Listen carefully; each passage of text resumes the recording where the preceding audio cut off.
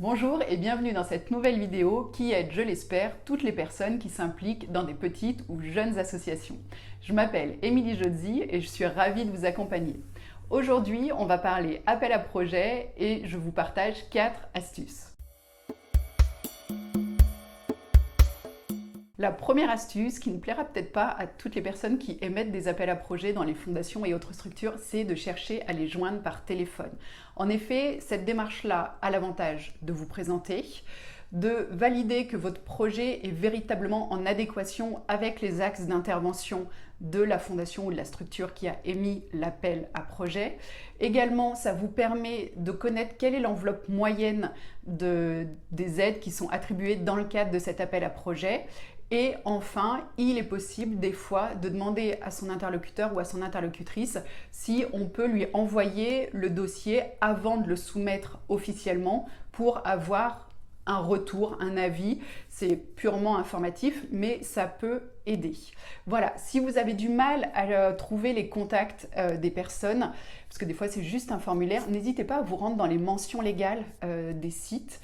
Souvent, il y a un numéro de téléphone qui est renseigné à cet endroit-là.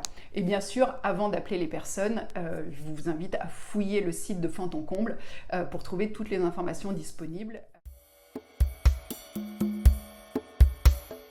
Le deuxième élément, c'est de s'intéresser au ROI de votre démarche, le retour sur investissement, si je puis dire.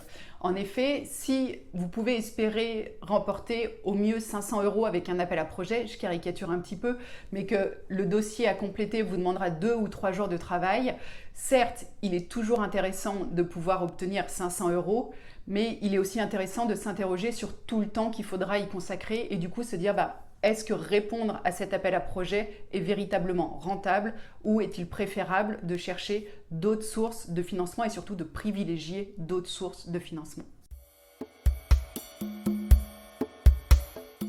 La troisième astuce, c'est une astuce de bon sens que vous faites déjà peut-être. Moi, encore dernièrement, je me suis fait prendre. C'est vraiment de lire tout le dossier avant. Souvent maintenant, ce sont des dossiers électroniques et pour certains, il est possible de parcourir l'ensemble du dossier avant même d'avoir répondu aux questions.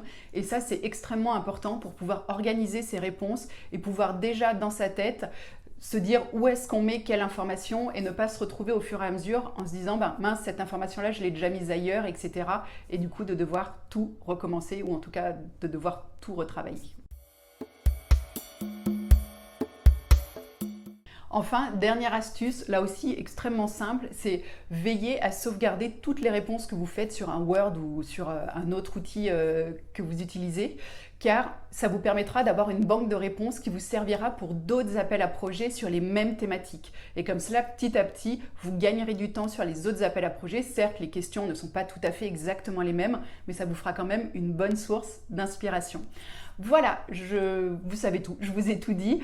J'espère que cette vidéo vous sera utile. Si c'est le cas, n'hésitez pas à me l'indiquer avec des pouces, des cœurs, ce que vous voulez, des étoiles. Cela m'aidera à vous aider. N'hésitez pas aussi à me dire si ce n'est pas utile, si ça ne vous aide pas, comme ça je pourrai ajuster et parvenir à vous aider au mieux. Si vous avez des questions, des commentaires, je vous donne rendez-vous dans la partie commentaires juste en dessous de la vidéo. N'hésitez pas à la partager également pour qu'elle soit utile au plus grand nombre de personnes possible. Nous, on se retrouve la semaine prochaine et d'ici là, prenez bien soin de vous.